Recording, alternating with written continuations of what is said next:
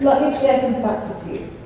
Statistics tell us 1 in 4 of everyone in this room tonight will be affected by a mental health or a neurological disorder at some point in your lives. 2/3 of those people will never seek help from a health professional. If you think that's disturbing, try this statistic. 1 person dies from suicide every 40 seconds. That is 800,000 people per year. Suicide is a direct link to mental health. One has to ask why. Why in such a medically and technologically advanced society is this still happening? Good evening, ladies and gentlemen. The answer is actually quite simple. Public and personal perceptions and attitudes summed up in one word: stigma. Specifically, the stigma around mental health.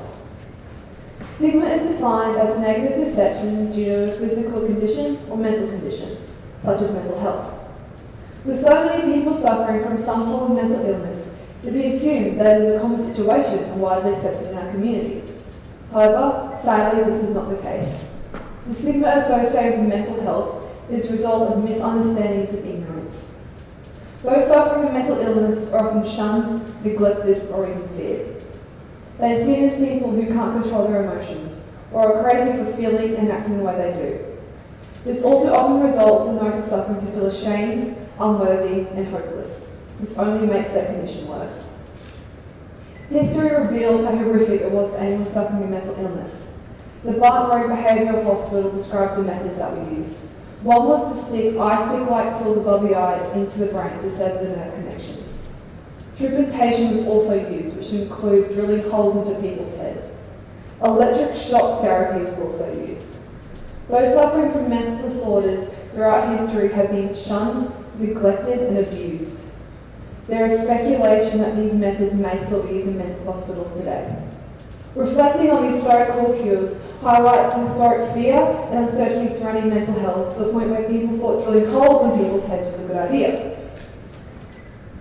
It is time to move on from these ways of thinking and just say mental illness for what it is. I often ask myself, as a person who suffers with mental health disorders, whether people think I'm insane, sad for no reason, or not strong enough to handle my emotions, even when there is a biological reason as to why I'm suffering. Frustratingly, people assume that to be suffering, I have to be sad, sit alone in the corner and constantly be miserable.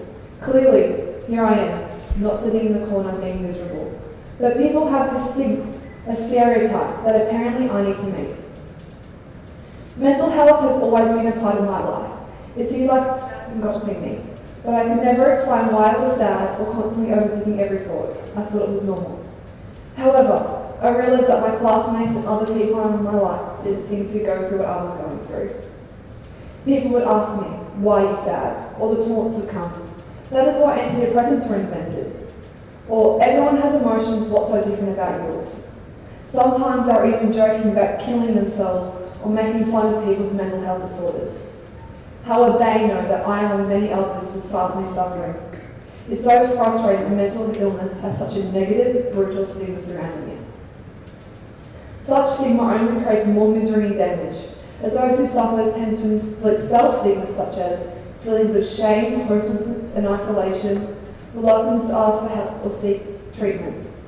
Mental illness is serious, but it doesn't have to be viewed as a negative.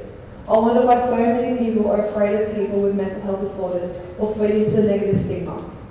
Then reveal their perceptions through actions such as lack of understanding by family, friends or others, fewer opportunities for employment or social interaction, bullying, physical violence or harassment. As a sufferer, it is hard to be in a community that defines about my mental illness. Negative stigma is perpetuating what is already a tragic situation in communities everywhere. The senseless loss of so many lives to suicide. 800,000. It is time to change the way we see mental illness and those who suffer from it. Accepting mental illness and disregarding outdated stigmas and stereotypes will not only make our society more positive, but increase the number of people who come forward and seek help. Oprah Winfrey once said, "The greatest discovery of all time is that a person can change the future by merely changing his attitude." We must all re-educate ourselves on this human condition and not perpetuate the injustices of the past. Thanks for listening.